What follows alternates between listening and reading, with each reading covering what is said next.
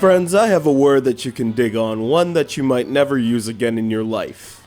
That word is interquel. Think sequel, except one that takes place in between two already established stories.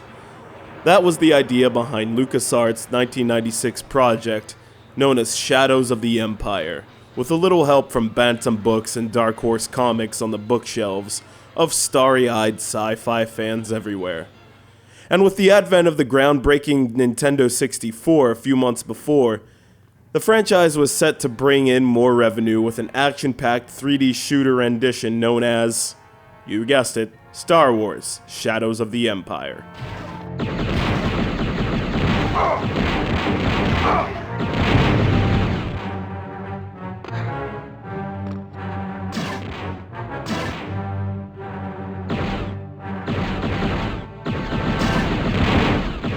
Fitting in neatly between episodes 4 and 5, Shadows of the Empire puts you in control of a guy that would normally have you thinking Han Solo, with his charming looks, his choice of clothing style, and his overall dangerous approach to mercenary life in a galaxy dominated by the Galactic Empire.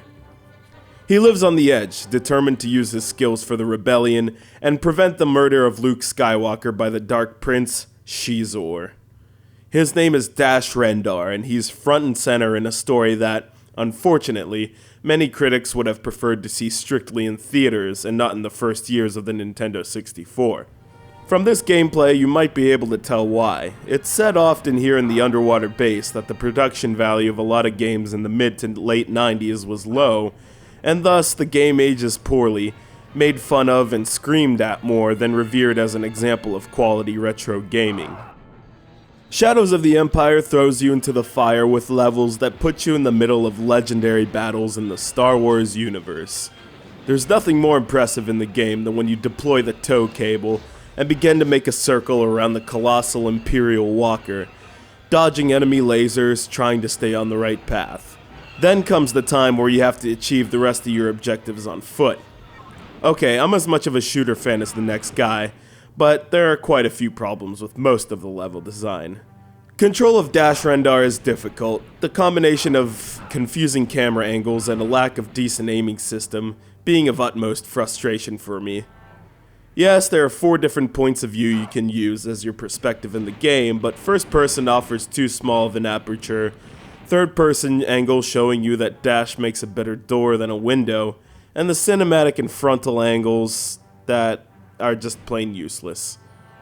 I'd rather LucasArts put in more Wookiee noises for sheer entertainment value than this stuff. Still, Shadows of the Empire plays its strengths too, and on your hunt for the Dark Xizor, there's plenty of stormtroopers to blast on, and the sound effects used in traditional Star Wars zings and pows are always present in the heat of battle. And did I mention the challenge points?